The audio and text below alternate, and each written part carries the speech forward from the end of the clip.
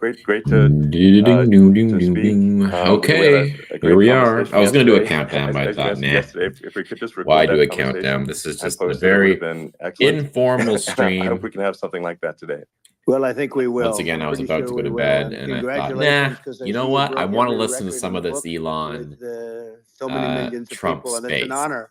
We view So that that's what as we're an gonna honor. do. Let And me just then make you do sure want that the silencing of sound's certain working voices, so that usually I can those are hear it, voices because that last night have there were something to issues, say that are major issues. constructive, oftentimes constructive. So give me a And second. so we have to consider it an honor. But congratulations on breaking every Let's record in the see. book tonight. I'm kind That's of great. Well, thank you. I'm kind of Well, I disappointed that mean, I didn't maybe stream it we could start off live, with, but I mean, the assassination what are attempt, you gonna do? which was That an incredible may thing, and I have well to have been say a missed that opportunity. your actions Speaking of missed after opportunities, it's not that connecting though. The assassination Bluetooth is attempt not were connecting. inspiring. You, instead Let's of shying see away from here. things, instead of We could ducking do that with down, you were pumping your fist in the air and saying fight, fight, fight. And I think that's, I mean, Maybe I can use this one instead. the president of the United States represents America, and I think that is America. That is strength under fire. And so that's a big part of the reason why I was excited to endorse you as the Let's start it president again. to people just hearing.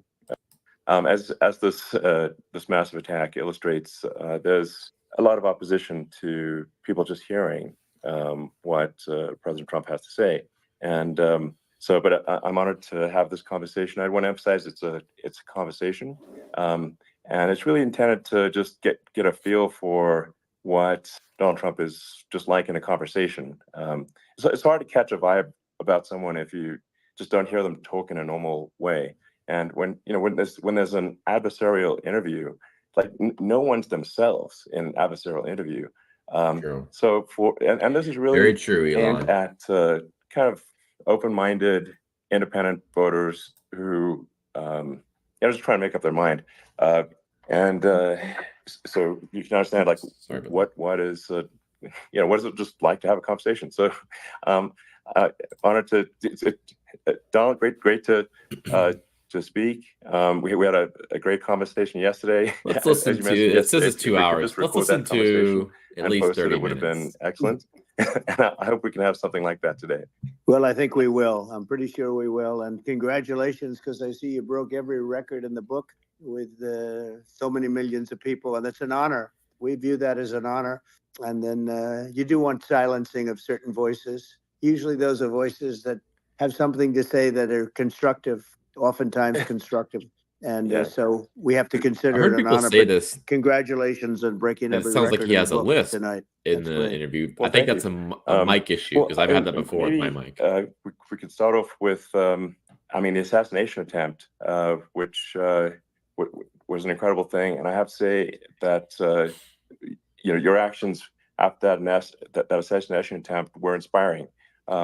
You, instead of You can kind shying of tell away from Elon's a bit things, nervous, instead of actually. ducking down, you were pumping your fist in the air and saying fight, fight, fight. And I think that's, I mean, the president of the United States represents America, and I think that is America. That is strength under fire.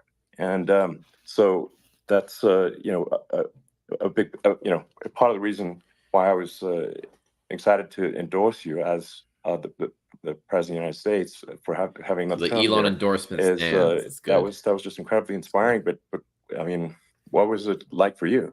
Not pleasant. I have to be honest. I said there was blood. I had more blood. I didn't know I didn't know I had that much blood.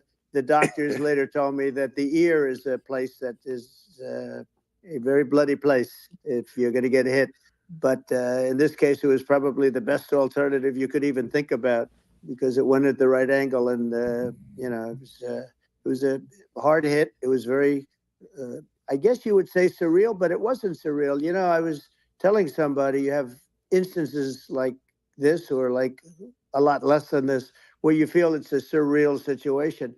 And I never felt that way. I knew immediately that it was a bullet. I knew immediately that it was at the ear. Yeah. And because it hit very hard, but hit the ear. And I also heard people shout, bullets, bullets, get down, because I moved down pretty nicely, pretty quickly. And we had bullets flying right over my head after I went down. So I'm glad I went down. The moved bigger down pretty miracle was nicely. that It I went was down looking in pretty the nicely. exact direction of the shooter, and so it hit me at an angle that was far less destructive than any other angle. So that was the miracle. That was for those people that don't believe in God. I think we got to all start thinking about that. You have to, you know, I'm a believer now. I'm more of a believer, I think, and a lot of people have said that to me. A lot of great people have said that to me, actually. But it was amazing that I happened to be turned just at that perfect angle, and all because I put down a chart on immigration that showed that the numbers were so great. I love that chart even more maybe now. It's a sign. Maybe that's a sign. You know, it's an immigration sign. You highlighted a serious issue, and at that moment, the bullet missed your, you hit your ear, but missed your head. I mean, the amazing thing is that Elon's just like full-fledged now. I said, bring down that sign on immigration. He's full MAGA now. It was literally about an eighth of a second where it would be good, and after that, it was going to be a disaster, no matter which way you were facing.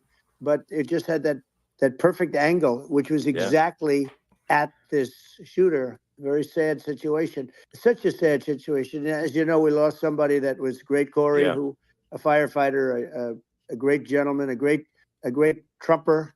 He was just a fantastic family and a fantastic man. And a friend of mine came up, Elon, and said, I'd like to give the family some kind of help. And I said, all right, that's great. He said, do you mind? I said, I don't mind at all. And he wrote out a check for $1 million, gave it to the wife. And, she said, this is really nice, but I'd rather have my husband back, which is a nice thing for somebody to say, to be honest. She's great. The family is great. And we raised a lot of money for them and for two other gentlemen are unbelievable people also. They were hit really badly. They thought they were not going to make it, and they did.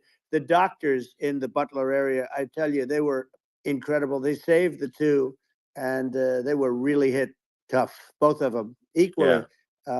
And we thought, my first question was because I heard bullets flying over me. And I said, how many people were killed? Because we had a massive crowd there, a tremendous thousands and thousands of people, and there was no land. I mean, it was all people. So I said, how many people have been killed? Because I knew there were other shots being fired.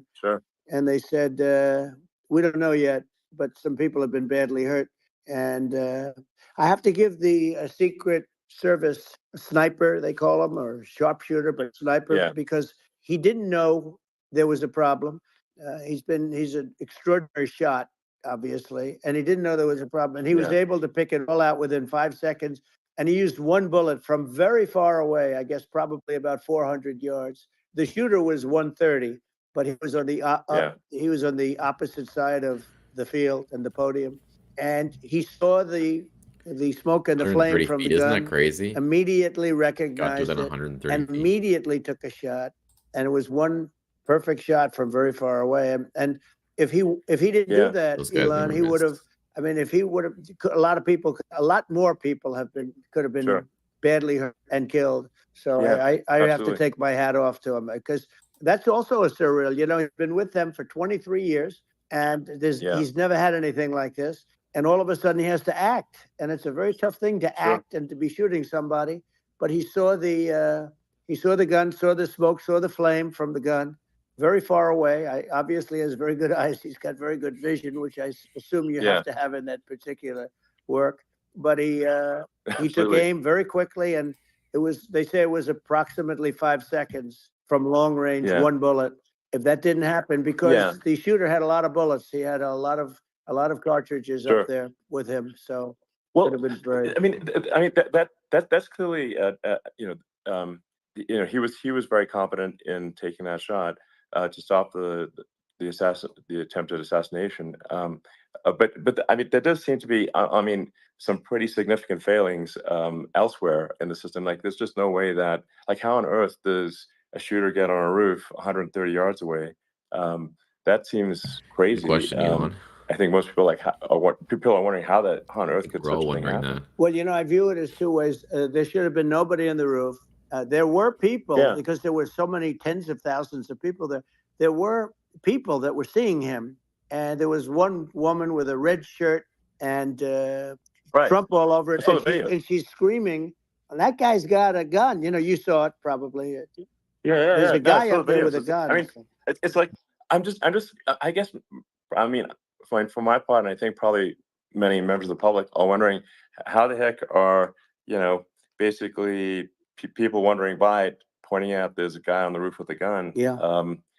And they're seeing it, but somehow it's not being addressed. That does seem crazy. Well, they're going to learn from this. The communication between the local police, who sort of had an idea, and then ultimately a man lifted himself up to the roof, could barely do it because he was pulling himself up, and he saw the man with the gun. The man with the gun pointed the gun at him. He thought he was probably going to get shot, but he was like pulling himself up, and because of that, he couldn't get to his gun. And he fell down, actually very badly hurt his leg, his ankle. I hear very badly, but he fell down.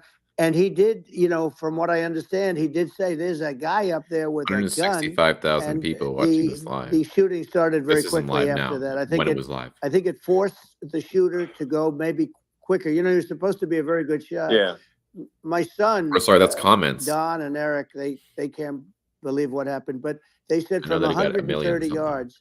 A bad shot would hit that target almost every time. They said it's like in golf, sinking a 2-foot putt. Yeah, it's not a tough shot. It's not a long shot. The Secret Service person had the long shot. He had triple the distance actually. So it was a terrible thing. It's hard. I have to say this about the Secret Service. When I went down, and I went down based on, I think they're screaming. But other people also, because people saw this happen. You had so many people. One of the miracles was that nobody ran. I mean, if a gun goes off, the crowd control people showed us this. When guns go off, and it does happen in stadiums, at a soccer match or some kind of a match, everybody flees. They call it a stampede, like cattle. But everybody, and a lot of people get killed with those stampedes. We had more people than you'd have at, some of these matches or these games, and nobody left. You had a small group behind us in the grandstand, and that was full. And you look at it as it was taking place, and normally they'd be running. They didn't leave. They saw that I was hurt. They saw a lot of blood, and they saw that I went down. And it's almost like they wanted to be with me. Well, out front, you had thousands, tens of thousands of people. As far as the eye could see, you had people in Butler, as far as the eye could see, and a lot of press too. There was, many cameras on watching this. It's what makes it so different, because normally things happen that aren't good, but you never have a picture of it. Here we have all these cameras shooting it. So, sort of amazing. But one of the interesting things was that you didn't have anybody flee. You didn't have anybody stampede. Sure. Nobody. And there were some people behind me. They stood up and they're looking like, I mean, I tell you, you want to have them in a foxhole with you. I want to meet some of those people.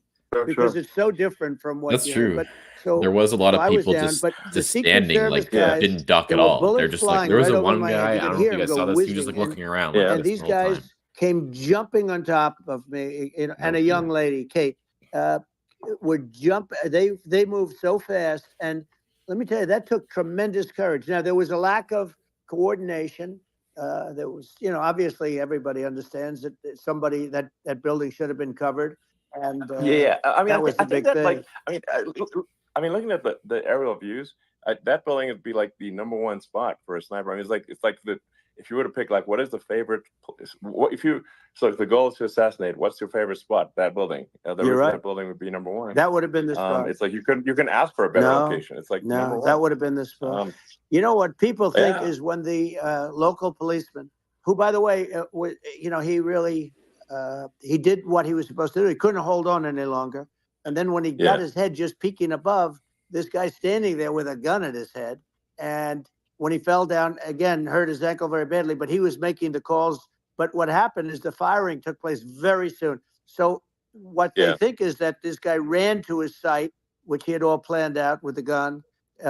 He ran to the site and he started shooting fast. And maybe that's why he sort of missed. I mean, he got me, but it could have been a much bigger problem. But he totally would have hit if you hadn't turned your head. So, like, there was it was a very near thing. It was a miracle. If I hadn't turned my head, I would not be talking to you right now. As much as I like you, exactly, I would not. Yeah, I would not be talking. You'd be talking to me from another realm, perhaps. Yeah, that's right. We'd be talking from a different place. But it was another realm. It was a very terrible experience. I shouldn't laugh. The Butler Hospital, they did such a great job. The doctors were so good. Everybody was so good. There was a mistake. If somebody knew, because people were hearing that, there was just a bad feeling that there was somebody was around. You know that story now. It's been And if somebody could have said, because they've oftentimes said, like there'd be a lightning storm or something, because I've done, I think, over 300. I think I did a lot more than that, but we did a lot. And oftentimes they'll say, sir, could you wait 10 minutes, please? Sir, could you wait 20 minutes? There's a storm overhead or lightning or something, right? And that happens often. And this would have been a perfect time for that to have happened. But it didn't get coordinated. That was the problem. Well, it was I think your actions in the heat of fire, and like what I found admirable there was that you can't fake bravery under such circumstances. The courage is instinctual, or it is not. It's not a rehearsed action. And so I just want to say that I think a lot of people admire your courage under fire there. And so thank you very much. I appreciate it. I didn't think of it. I just wanted to get up, and I wanted to stand up. I wanted to let people know, I felt I was good when they were on top of me, covering me, actually, very much covering me, and very bravely. But I wanted to get up. I said, I want to get up. And they wanted, they have everything there. They wanted stretcher. I didn't like the stretcher. And I knew I was hit in the ear, but I knew I wasn't hit anywhere else. They felt I was hit someplace else because it was such a lot of blood. And they were sure that I was hit someplace else. And they were saying, sir, you were hitting more than the ear. I said, nope, I was hit in the ear. I want to get up. Let me get up. And so I got up, and the crowd didn't know what to think. I mean, this was so many people, and you could see they were confused. They didn't know what to think. And I wanted to let them know I was okay. It was very important for me to let them know that. And they went wild. You've seen the after. They didn't go wild when I got up, because they didn't know, was I alive? You really couldn't tell. When I stood up before the hand, before the fist in the air, they didn't know if I was alive. Nobody did. And when I put the fist up, they were just relieved and happy and thrilled, and the place went crazy. It was pretty amazing. It was a terrible thing, but it was incredibly moving. Yeah. Well, and I mean, speaking of the sort of slide that got you to turn, that saved your life, really, was the illegal immigration slide. Maybe this maybe this is worth talking about that. It was that slide saved your life. No, the illegal immigration saved my life. You're right, but it was, I had to be at that exact angle. I mean, that's a great one. saved by illegal immigration. The incredible thing, though, when you talk about the odds, you had to be exactly at that angle. But the incredible thing is that the chart, I used it less than 20% of the time. It was just a moment. Yeah. It's always on my left, never my right. And it's always at the end of the speech. So here we have it. It's on the right, not the left. It's at the beginning, not the end. And even the people that put it up, they were unprepared, and they did a great job. They got it up immediately, fortunately. But I looked to the right, and the bullet came whizzing by, hitting my ear. So it was amazing. But when you think of the odds of that, and that normally you wouldn't use it. Normally I wouldn't have the thing, and then it would have been a very different story. It's very much, I say, an act of God. It's a miracle that it happened, and I'm honored by it. I'm honored by it. Well, what were you about to say about illegal immigration before you were rudely interrupted? Well, I was going to say how good the numbers were. By the way, we're going back to Butler, and we're going to go back in October. We're all set up, and the people are fantastic in Butler. It's a great area. Great. These are incredible. Maybe you should go the night before the election. Like the three that, in the case of Corey killed, and the other two, the families I got to know them a little bit. Night before? The families are great. But we're going back to Butler. He likes doing that midnight rally. I think I'll probably start by saying, as I was saying, prior to being so horribly interrupted. As I was saying. Yeah, so rudely interrupted by an assassination attempt.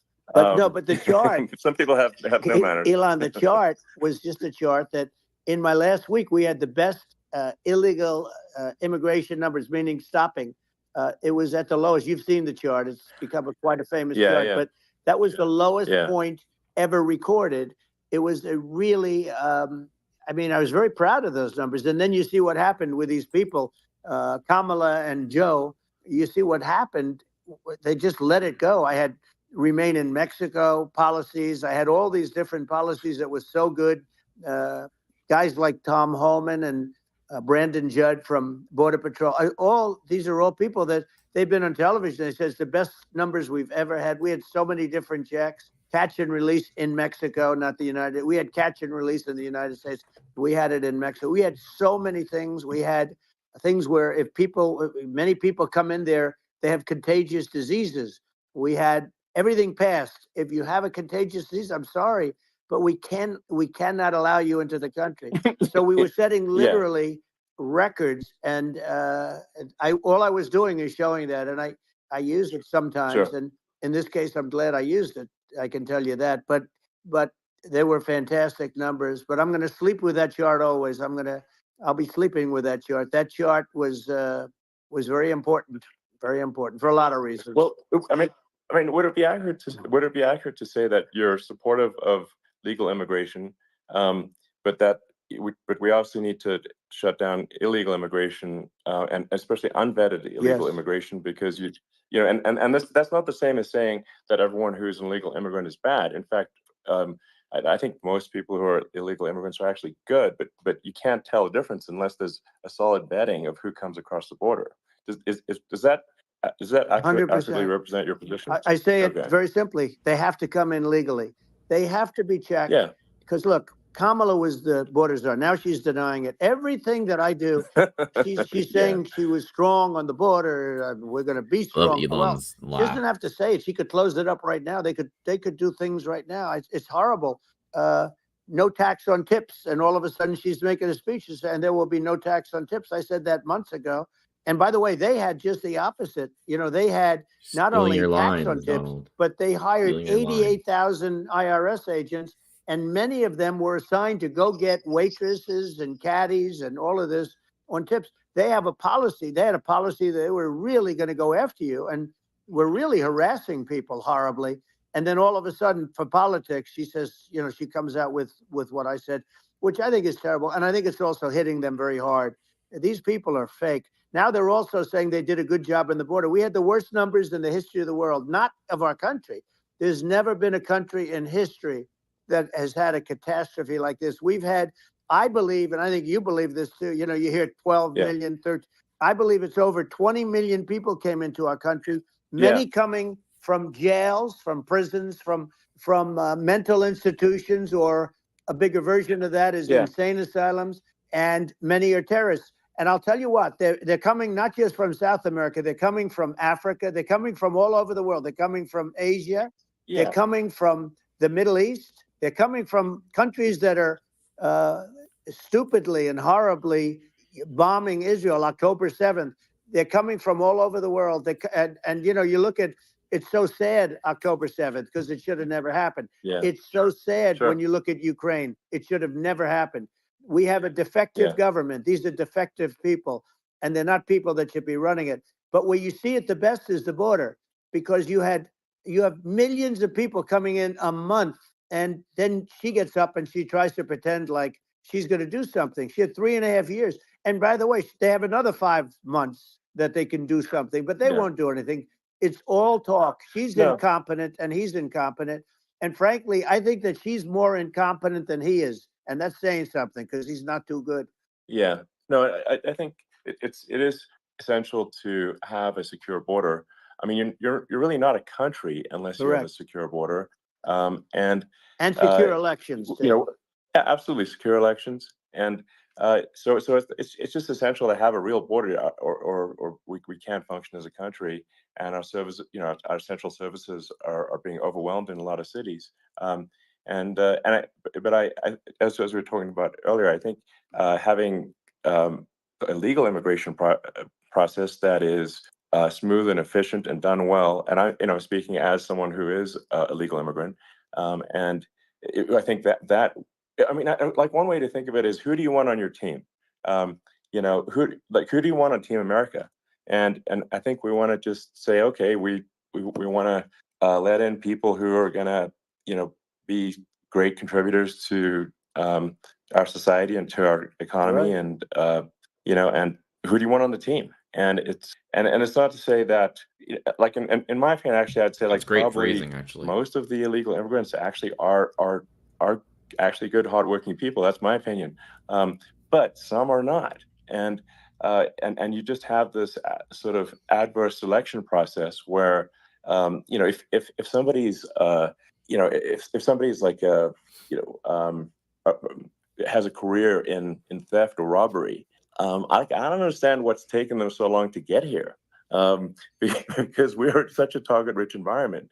I mean, why aren't more people who have a career in, bad things coming here sooner? Because it's a piece of cake to go rob, houses in LA or New York, compared to other parts of the world. And in a lot of places in America, if you try to stop the person who's robbing you, you'll be arrested. So it's right. I mean, what's happening with crime, and our police are so good, but they're not allowed to do their job. But I have to tell you, Elon, I hate to say, because it's such a downer to say it. I hate to say it. I hate it. But you have a lot of people that just shouldn't be. I think it's a much bigger number than you think. They're allowing, again, they're allowing people from their jails. And if you were running one of these countries where they're coming from, you would have had all of them. As an example, Venezuela, their crime is down 72%. They're taking their drug dealers. They're taking, frankly, their prisoners. They're emptying out their prisons. They're taking their criminals, their murderers, Trump was talking their rapists, about, and they're delivering them into whatever his name is. Castro did that. Well, he did on a much smaller scale. It was a much smaller scale. But this is a massive scale, because this is being done worldwide. But here's what's happening. People thought he was crime El Salvador, all over the world. I don't think he was is down before. And wait till you see the numbers that we have. This is migrant crime. This is crime that's going to be. And I saw it today in New York, where somebody was knifed, where they raped the girlfriend of a man. Thank everybody for watching. Please like, please comment, please follow me on X. Started pulling out the knives, and bad things happened. Subscribe to my YouTube. But this is happening every day. These are rough people. These are people that are in jail for murder and all sorts of things. And they're releasing them into our country. And they're telling them, if you come back, we're going to kill you. We're going to give you the death penalty or kill you. So they don't want to come back. But these are rough people. These are criminals that make our criminals look like nice people. And it's horrible what they're doing. And she's in charge of it, because, now she's trying to say she had nothing to do with it. And she's such a liar, because she was called the border czar the first day, and it was on the headlines of every newspaper. She's the border czar, and she never even went there. She went to one location, which had nothing to do with where the problem is. She went in and out, I guess, because she was getting a lot of pressure, but had nothing to do where the problem is. But she was the border czar, and people can't allow them to get away with their disinformation campaign. Now she's trying to say that she wasn't really involved, and the whole thing is. Danabash says she was sent there to do research on the root causes. He could have shut the border migration. down without him. He didn't know what he was doing anyway, so he wouldn't have even known what happened. You could shut the border down. He wouldn't even know the difference. But the fact is that she was border czar. But if you don't have to call her that, the fact is you could just call her. She was in charge of the border, and the border was the worst ever. It's simply not working. No, it's horrible. Whether it's a question of intention or competence, either way, we don't have a secure border, and we have people streaming over like it looks like a World War Z zombie apocalypse at times. And sometimes you got to sort of wonder, like, is it real or not? So because you see things, you're like, is it real? So I went to the border at Eagle Pass, and I saw for myself in Texas, and I was like, okay, it's real. I'm like seeing this in real time. I actually posted the video like just live. I just flew there one day and just to see, hey, is this made up or real? And I'm just seeing people stream across the border, and I have to say, at least the people that I saw did not look friendly. These are people can look at my video and say, hey, these people look friendly. I don't look super friendly. So these are people that Elon would not be the same man if he had to walk across the street and look these people in the eye. These are rough people. These are really rough people coming across. And I know rough people. And these are people that we don't want in our country. And, the caravans are coming in and they're putting, and who's doing this are the heads of the countries. And you would be doing it, and so would I. And everyone would say, oh, what a terrible thing to say. I know the fact roughest is, people are. It's brilliant for them because they're taking all of their bad people, really bad people. And I hate to say this, the reason the numbers are much bigger than you would think is they're also taking the non-productive those watching on X. people. Now, these aren't people that will on kill YouTube. you. Please subscribe. Enough of please them, like. Please but comment. these are people that are non-productive. They are just not productive. I mean, for whatever reason, they're not workers, or they don't want to work, or whatever. I humbly ask. And these countries are getting rid of non-productive people in the caravans in many cases, and they're also getting rid of their murderers and their drug dealers and the people that are really brutal people. And they're coming into our country at levels that have never been seen before. And I saw an ad just before I got on the air. I'm walking over here, and I saw an ad by Kamala saying how she is going to provide border security. Where has she been for 3.5 years? For 3.5 years. Yeah, no. We have 20 million people for it. It's a terrible. Yeah, I think this, frankly, I think this is a fundamental existential issue for the United States. And if we have another 4 more years of open borders, and it's going to be even worse with another 4 more years, it's going to be even worse than it's been for the past 3.5 years. I'm not sure we've got a country. You don't have a country left.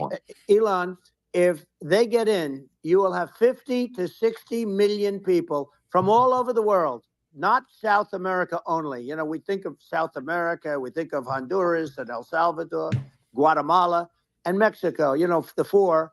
But it's not that. It's everywhere. They're coming in from everywhere. And I had to stay in Mexico. Yeah, I think this is a super important point. Like people, it's like, basically when I went down there, I was like, well, where are people from? It's like almost no one was from Mexico. No, Mexico less. It's just the border. It's just the border with Mexico. But that's true. They all make their way up. It's Earth, the rest of Earth, and America is only about 4 or 5% of the population of Earth.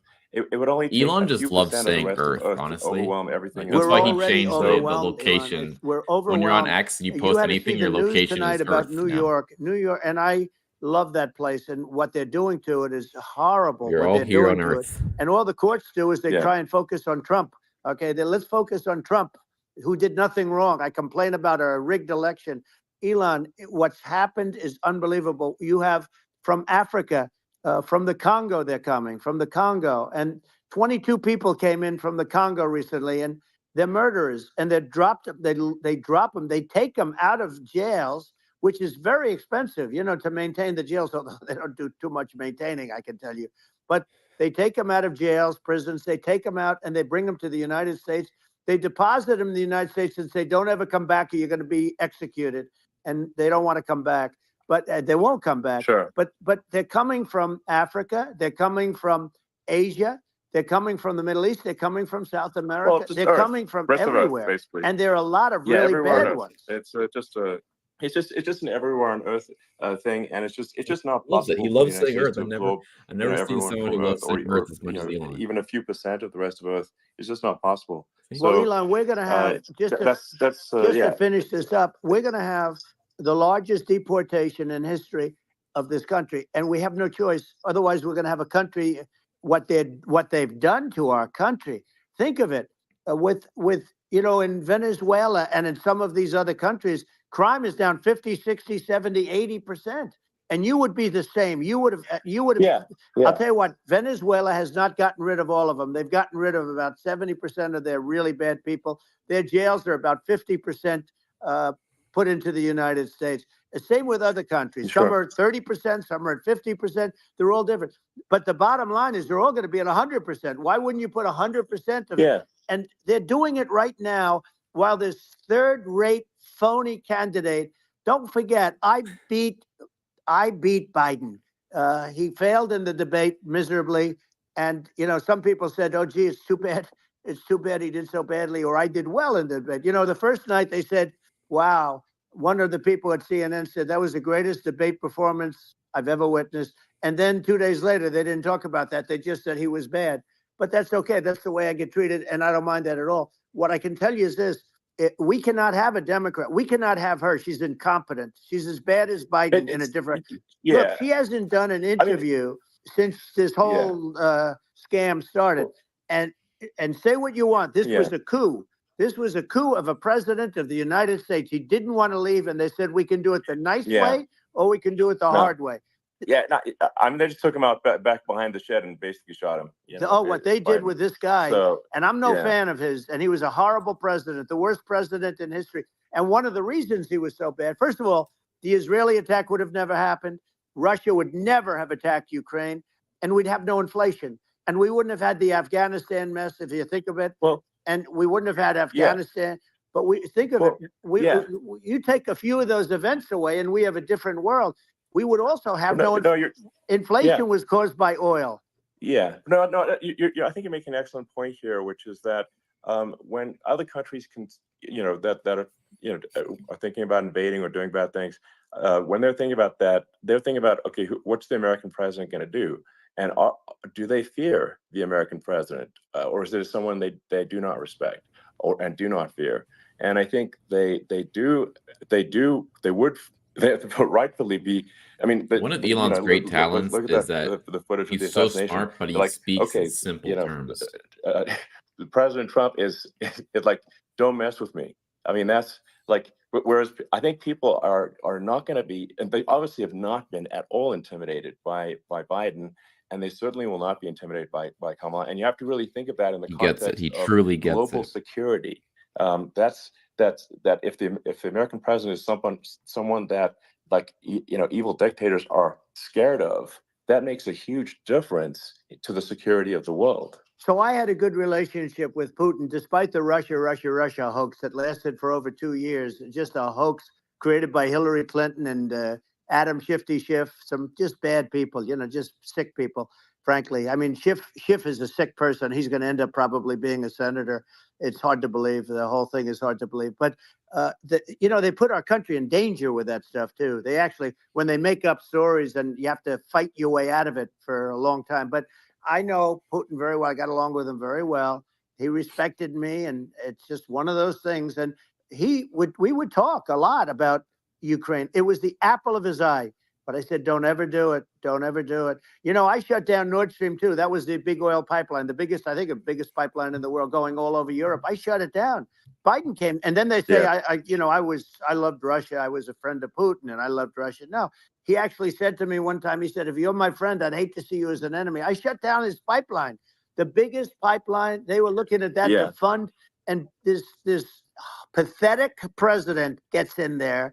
And the first thing he did, one of the early things he did, is he shut down Keystone XL pipeline, which is our pipeline that would have employed 48,000 people, pipeline workers. Shuts it down. That was, a massive job that Obama refused to allow. Yeah. I allowed it in my first week because it was jobs and it moved oil. And by the way, in a much more environmentally friendly way. It's underground. It's not a truck that catches on fire or a train that catches on fire.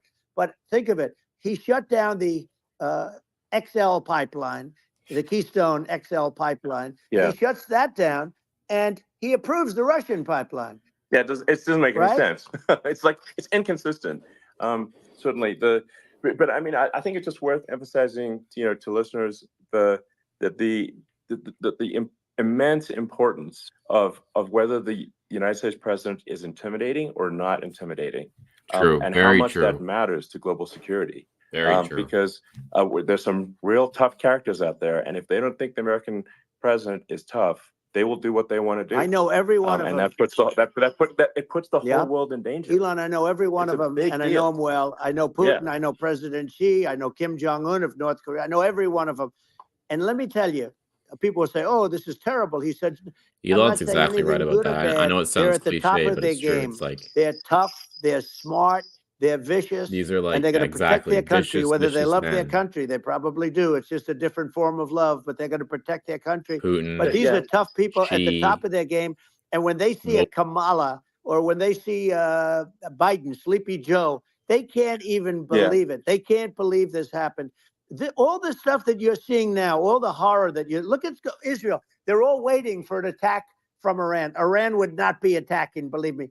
when I was there, and I say it with respect, because I think we would have been good with Iran. I don't want to do anything bad to Iran, but they knew not to mess around. Liberals are scared Iran of Trump. was broke because I told China, if you buy from from Iran oil, it's all about the oil. That's where the money is. But if you buy oil from Iran, you're not going to do any business with the United States. And I meant it. And they said, we'll pass. They didn't buy oil. Other countries, likewise. You want to buy, you're not doing business with the United States. And they were at a point where they had no money for Hamas. They had no money for Hezbollah. They had no money for any of these instruments of terror. And it was amazing. In fact, there were articles when I was leaving, which is hard to believe, actually, especially when you look at what's happened to our country. Our country is so bad right now. It's such a different place. We were respected. Think of it. 4 years ago, we were so respected to a point where when I said don't buy oil, they didn't buy oil, but they had no money, and Israel would have never been attacked. It is zero chance. And again, I said to Vladimir Putin, I said, don't do it. You can't do it, Vladimir. You do it, it's going to be a bad day. You cannot do it. And I told him things that what I do, and he said, no way. And I said, way. And it's the last time we ever had the conversation. He would never have done. I got along well with him. I hope to get along well with him again. Getting along well with them is a good thing, not a bad thing. I got along well with Kim Jong-un. When I met with President Obama just before entering, it's a sort of a ritual. And I sat down with him and we talked. It was supposed to be for a very short period of time. It turned out to be a long period of time. I said, what's the biggest problem? He said, North Korea. I had that problem worked out very quickly. It was nasty at the beginning with Rocket Man and all the different things. But all of a sudden, I got a call. Those were some epic tweets, by the way. Yeah, they were. They were epic. Everything. He said that he has a red button on his desk. I said, I have a red button on my desk too, but my red button is much bigger, and my red button works. And then I called him Little Rocket Man of Little Rocket Man. Anyway, here's the bottom line. All of a sudden, I got a call from him. Good times. They said they want to meet. They want to meet me. And we met, as you remember, we met in Singapore. We met also in Vietnam. And I got along with them great. We were in no danger. But President Obama thought we were going to end up in a war, a nuclear war with him. And let me tell you, he's got a lot of nuclear stuff, too. Exactly. He's got plenty of nuclear. He can do plenty of damage. So yes, I mean it's because people like Kim Jong-un, they respond to strength, not weakness. Well, he and I had a good relationship. Remember I met him and we walked onto his land. Nobody ever walked onto his land before. I walked. I wouldn't say. Let's bring up Secret Service again. I wouldn't say they were thrilled when I did that. I walked onto his land, and it was an amazing period. But we were not in danger with him because of me.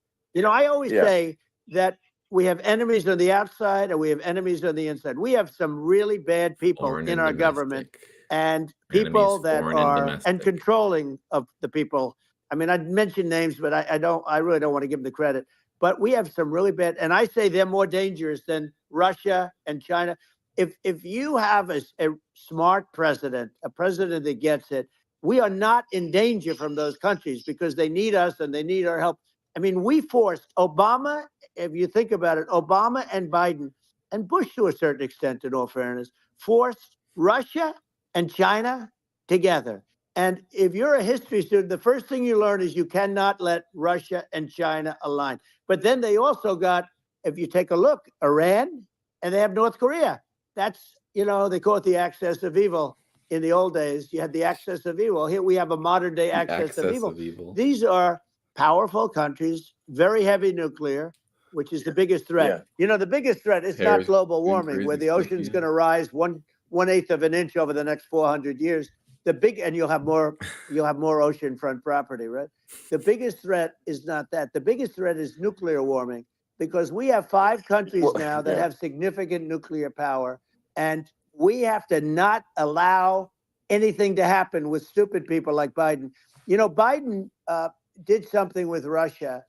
There was no chance of him ever going in. And when I left, and then after I left, they started forming big armies on the border with Ukraine, right? And I looked at that, and I thought he was doing that because Putin's a good negotiator. I thought he was doing that to negotiate.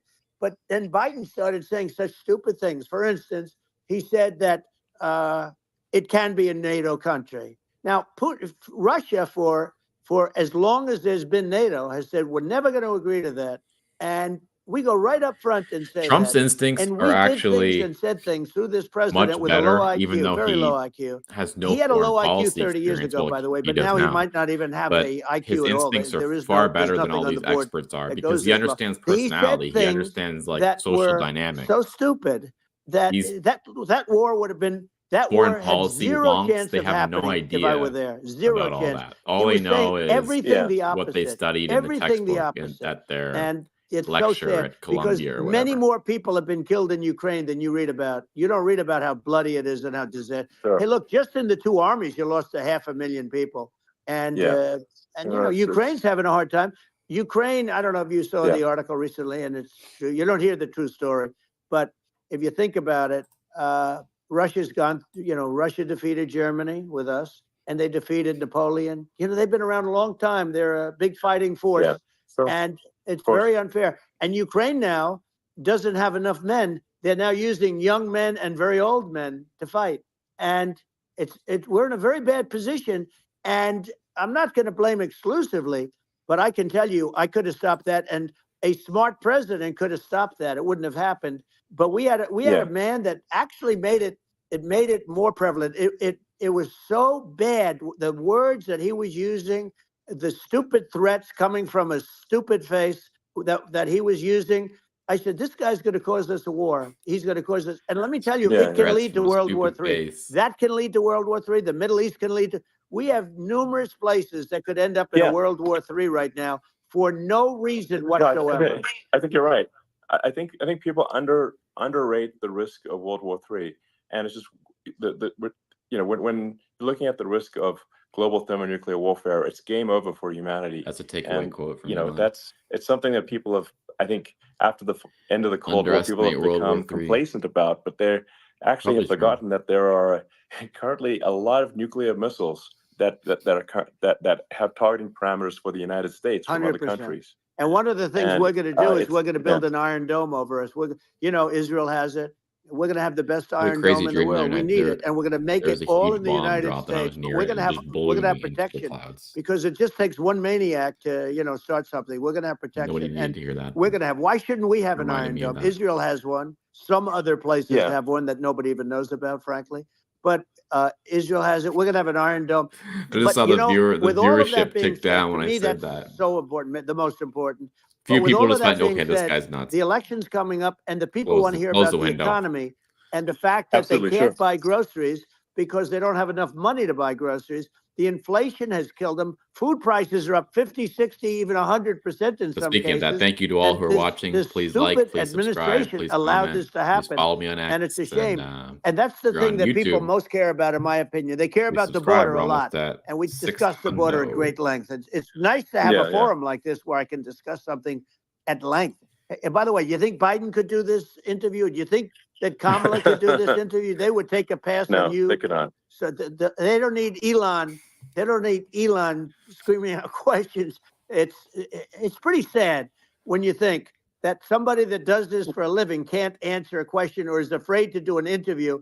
And in her case, with a very friendly interview, she's got all friendly interviews. She knows she doesn't have to. It's pretty yes, absolutely. But the big thing now is the economy, Elon. Katie Vance went out and I mean, I 3 interviews yesterday or on the weekend, and it did him no good. They're just playing clips, trying to make him look bad. It doesn't have to.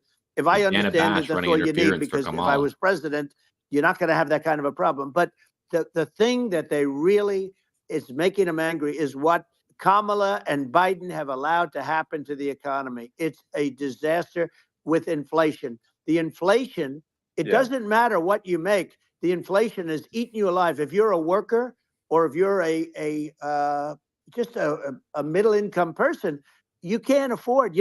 4 years ago, 5 years ago, people were saving a lot of money. Today, they're using all their money and borrowing money just to live. It's a horrible thing that's happening, and we'll end that quickly. Well, I think a lot of people just don't understand where inflation comes from. Inflation comes from government overspending, because the checks never bounce when it's written by the government. So if the government spends far more than it brings in, that increases the money supply. And if the money supply increases faster than the rate of goods and services, that's inflation. So really, we need to have we need to reduce our government spending.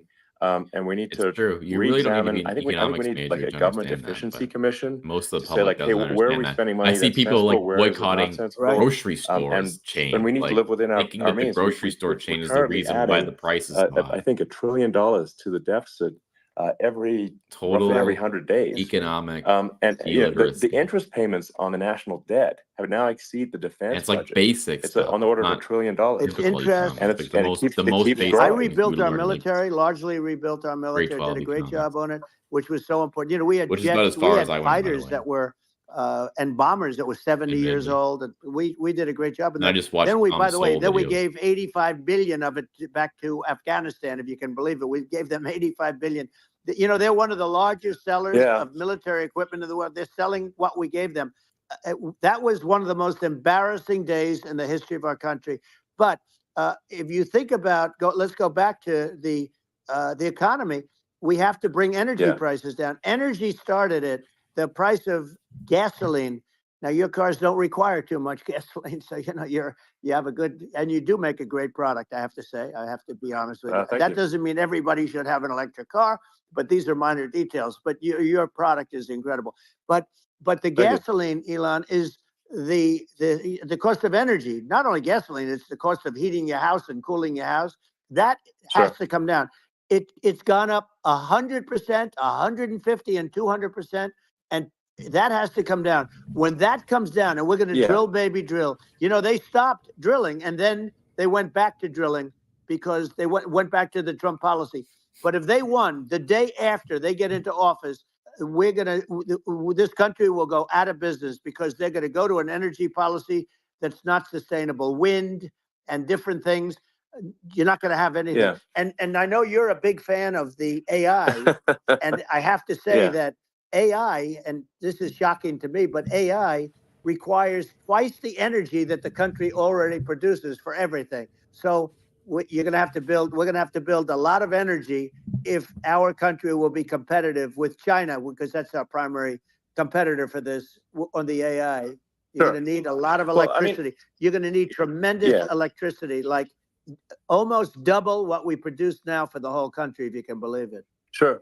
Well, just going, back to this, like this basic thing, which that people try to make it sound complicated, but it's not. But inflation is caused by government overspending. Would you agree that we need to take a look at government spending and have perhaps a government efficiency commission that just tries to make the spending sensible, and so the country lives within its means, just like a person. The waste is incredible, and nobody negotiates prices. You used to have a lot of people making jets, and you end up with two companies, and they'll probably try and merge at some point.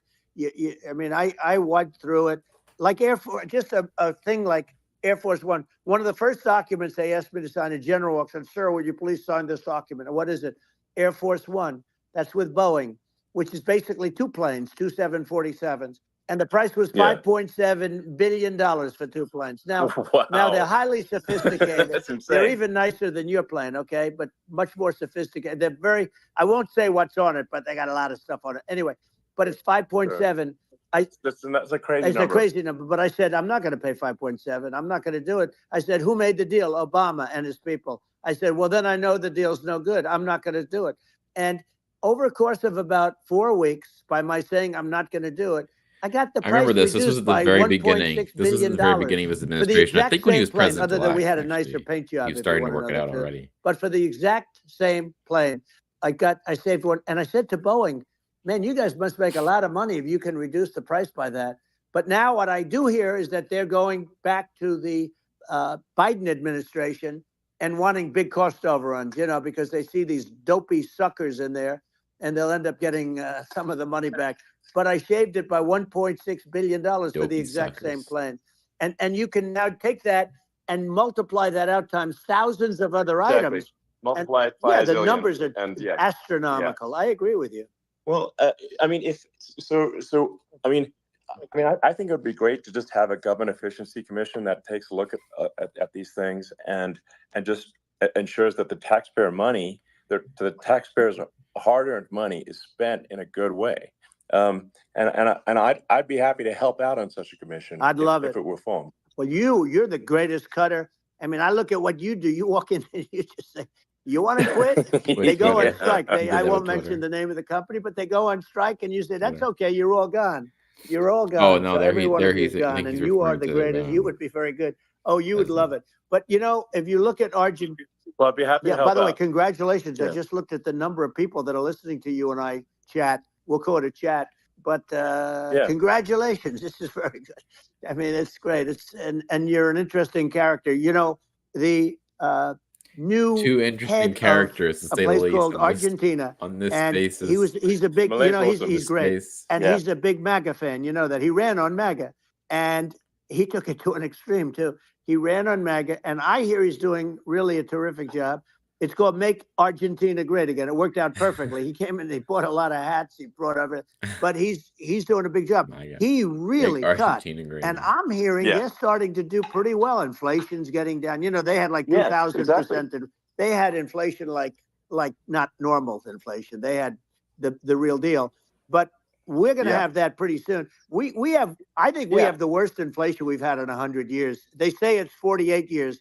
I don't believe it. I think we have the worst. They don't include a lot of the items that should be included, Yeah.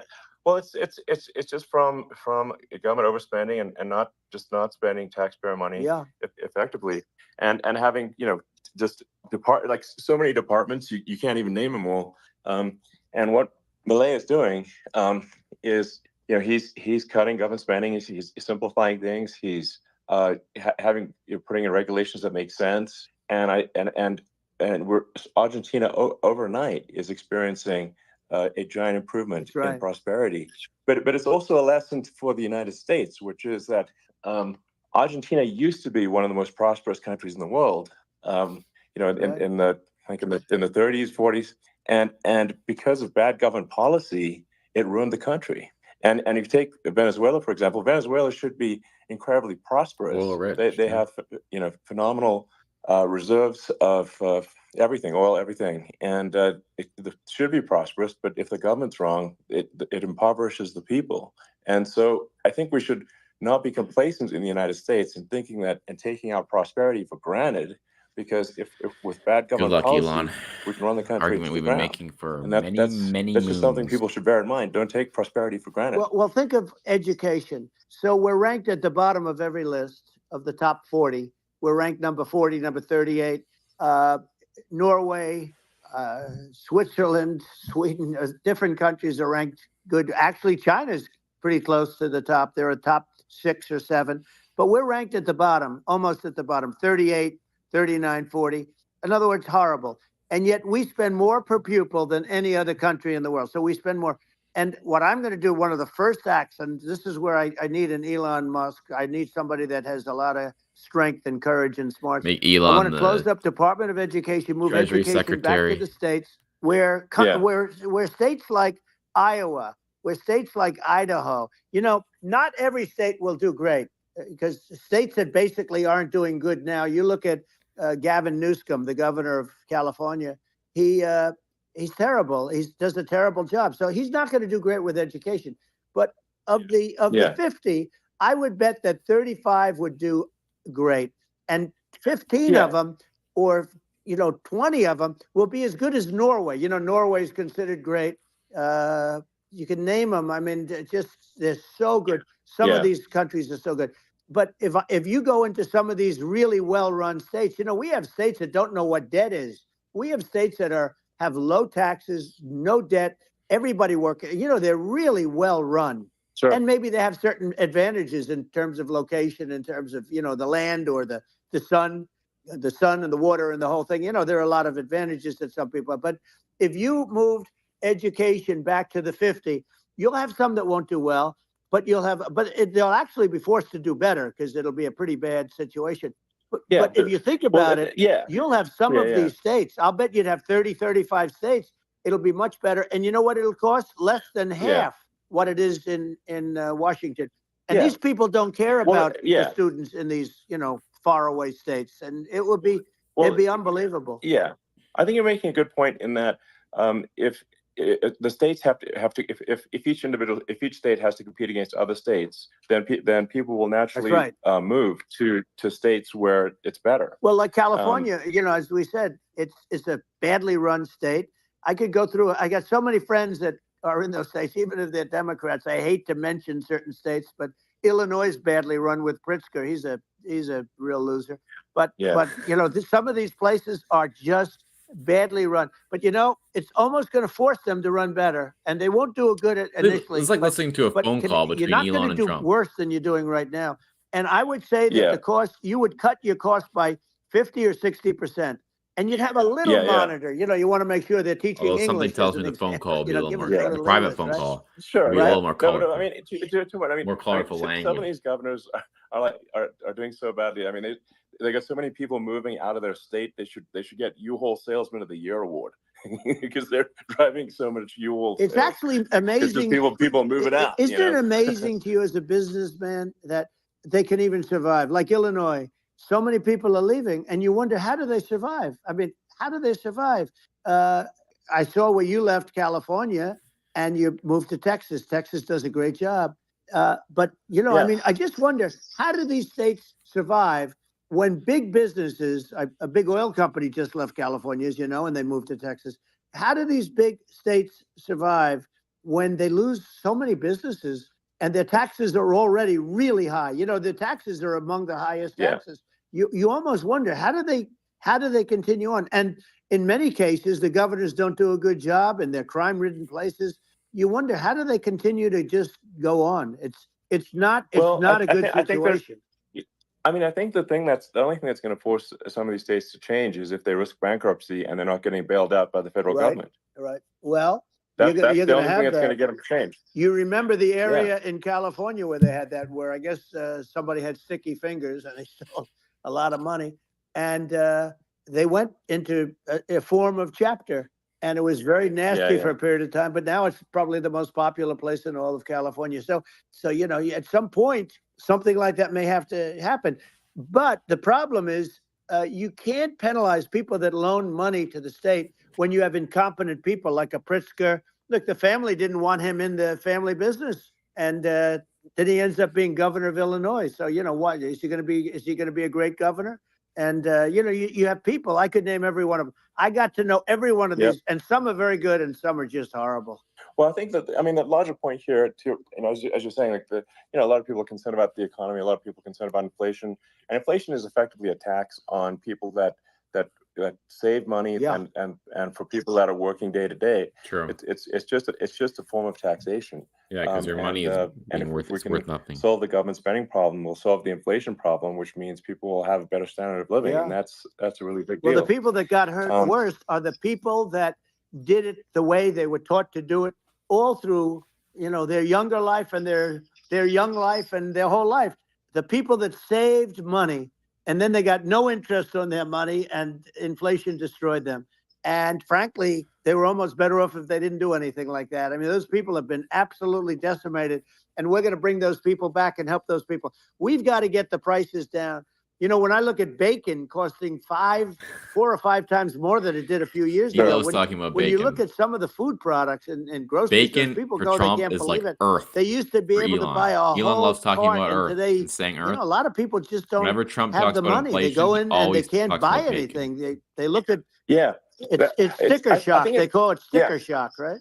I think it really just comes, like I said, I think it just comes down to really, I guess, two things, which is that if you solve government overspending, you solve inflation, which improves living standards of the average person, and then if you deregulate, like have sensible regulations, so because a lot of the regulations are nonsensical and cause the cost to be extreme for no reason, but unless you've got effective deregulation, like Reagan did a great job on deregulation in the 80s, but it's been 40 years since we had anyone really. I mean, during your administration, we made some progress, but I think there's opportunity to make, it's radical crazy how conservative Elon is. Like you never hear him talk about stuff like that. Elon, those two things, those are the big deals. We set a record. We did Elon, more like deregulation 3 years ago talking about Ronald Reagan and how great he was. Restrictions on all of the different businesses than any other president.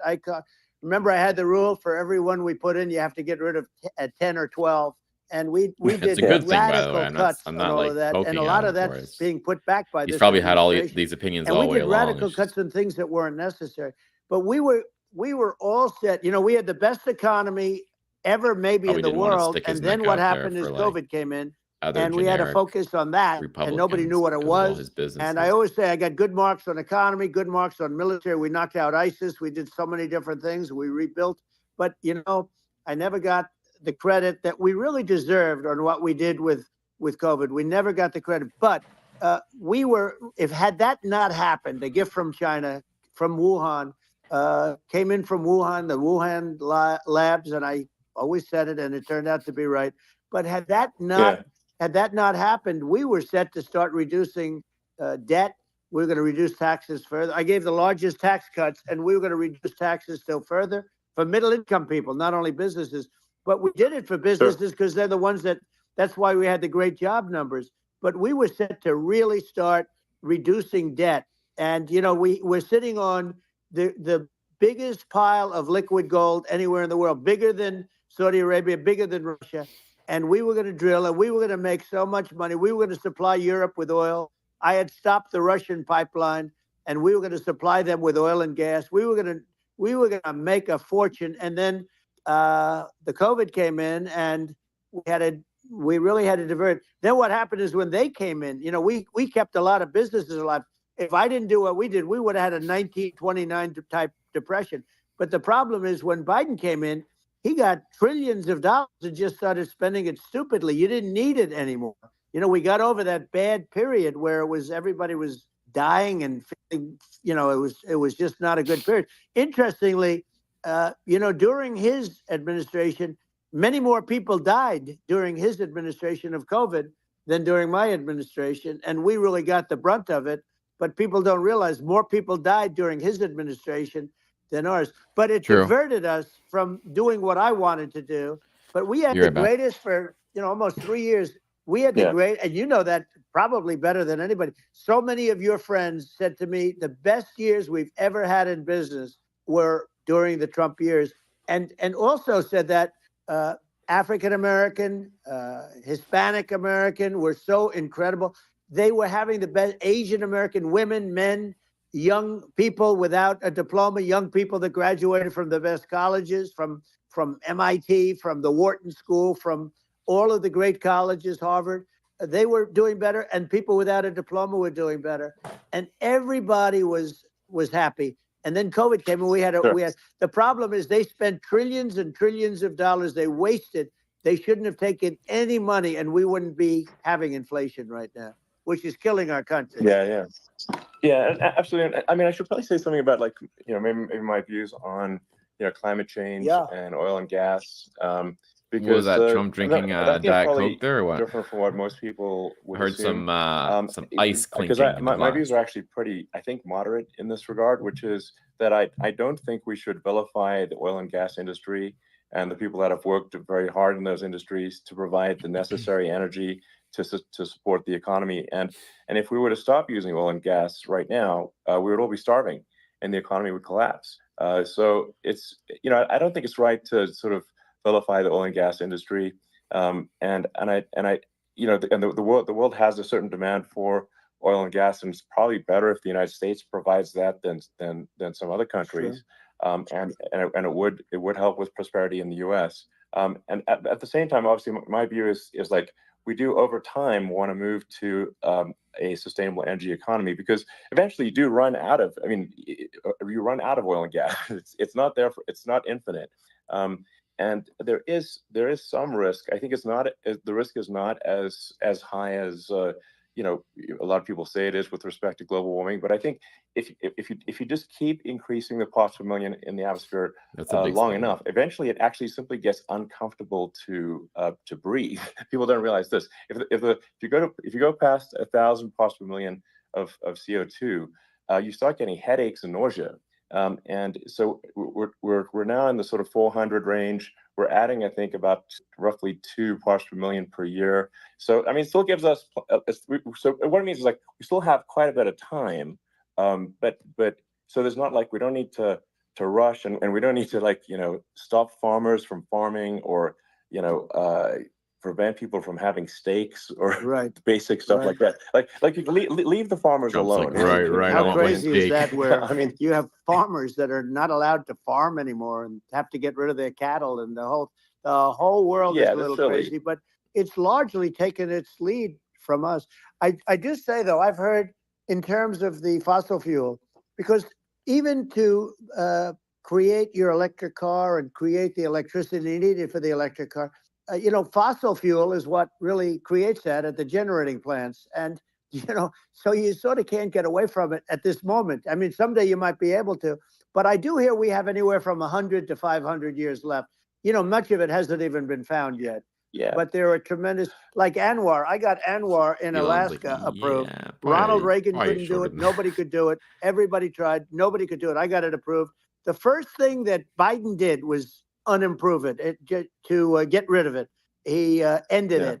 His secretary went in and she ended it. And what a disgrace. That's Anwar. That's bigger, or they think it could be bigger than Saudi Arabia in Alaska.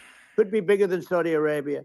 But they went in and they terminated it. And I'll get it going very quickly, because not only is it big for Alaska, I mean, you talk about economic development, that for the United States, I mean, that is, they say bigger than Saudi Arabia or the same size, and pure, really good stuff. And, they end it. So I think we have, perhaps hundreds of years left. Nobody really knows. But during that time, something will come around that will be very good. Yeah. Well, I mean, my estimate would be, a little more aggressive than that, but it's not the sort of like we're all going to die in 5 years stuff. That's obviously BS.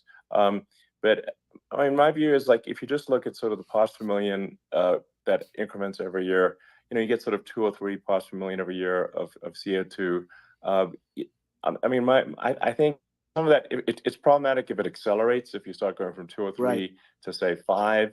And then there may be some situations where you get just a step change increase in the CO2. And I think we don't want to get too close to 1,000 ppm, because like that's actually makes it uncomfortable to breathe. Like just existing in 1,000 ppm CO2 is uncomfortable. That's like that's considered like an industrial hazard, right? Just so it's that's actually, you start getting headaches and stuff. So it's even without global warming, it's not comfortable to live. So you don't want to get too close to that. But I mean, I think we've got. I think we want to just move over, and if I don't know, 50 to 100 years from now, we're I don't know, mostly sustainable. I think that'll probably be okay. So it's not like the house is on fire immediately, but I think it is something we need to move towards. And on balance, it's probably better to move there faster than slower. But like I said, without vilifying the oil and gas industry, and without causing hardship in the short term, I think this can be done without, people can still have, a stake, and they can still drive gasoline cars, and it's okay. It's like, it's not. I don't think we should vilify people for it, but I think we should just generally lean in the direction of global warming. sustainability. Can you imagine that? And I actually think solar is going to be a majority of Earth's energy generation in the future, and it's certainly trending that way.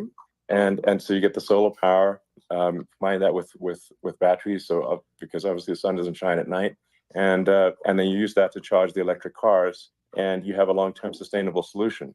And that's what Tesla is trying to move things towards, and I think we've made a lot of progress in that regard.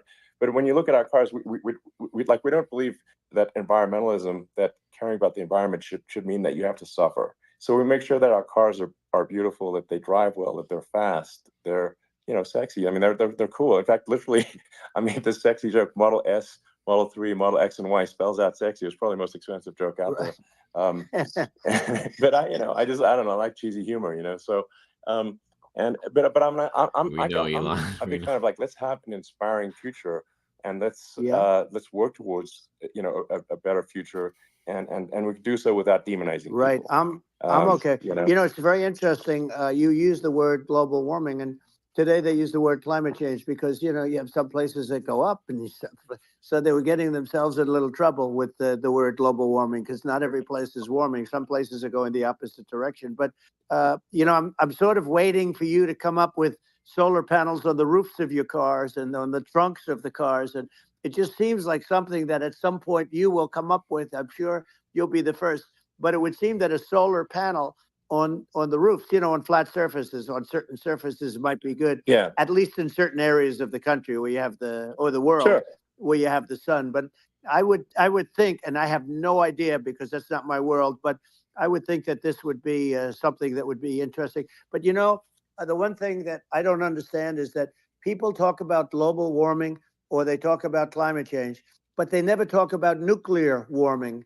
And to me, Sure. that's an immediate problem, because you have, as I said, 5 countries where you have major nuclear, and probably some others are getting there, and that's very dangerous. That's where you need a strong American president, because you don't want to have this proliferation. But you have 5 countries and getting more. China is much less than us right now, but they're going to catch us sooner than people think. They're way lower. Russia and us are number 1, and we're sort of tied. And China is far behind, but they're developing at a level that, you're not surprised to hear, very fast. They'll end up catching up, maybe even surpassing. But to me, the biggest problem is not climate change. It's not, and everything's, a problem, but it's degrees. To me, the big problem is the nuclear power. The power of nuclear is so great. And when I talk about I'll prevent World War III, I will. But the truth is that you have to, because this is no longer army tanks going back and forth and shooting at each other. This is a level of destruction it's and 2 power a.m. that nobody's here ever on the seen East before. Coast. Yeah, so and actually, there's the bad side of nuclear. Here. I'm going to stop the stream now, and we will watch the rest of it. I think nuclear tomorrow night. Absolutely. Another stream and watch. And it's actually, how much we have left here? $1.15. Yeah, so there's about 45 minutes left, so that'll be good for tomorrow night. And I will talk about it. We'll watch it, and then I'll talk about it, and maybe we'll watch a few clips, and we'll hang out, and we'll have a good live stream tomorrow night. So thank you all for watching. Please subscribe to my YouTube channel. Please follow me on X. Please like, favorite, retweet, repost, whatever you want to call it now. I am typically live every night I always aim for 10 to 12. Sometimes it's later than that. Sometimes it's earlier than that. I need to get on a good schedule where I'm doing the same stream every night, but same time every night. So that I am streaming every night, and at least trying to, and I'm putting out content, and I'll take clips from the streams and I'll post them, and then some original content like my electoral college maps and predictions. And I have a lot to say about that. I didn't really comment on that tonight because I'm just chilling and watching or listening to this space between Trump and Elon. Very interesting stuff. I think it's been pretty good for Trump. It's like, and it looks like he's got millions of people who've watched this and listened to it. So I think it's a good decision for him to do it. I'm proud of Elon for sticking his neck out there the way he has. And so we'll listen to the rest of the 45 minutes tomorrow night, and I hope you will join us for that. And I'm, as I say, hoping to do it maybe around 10:30. So we'll listen to it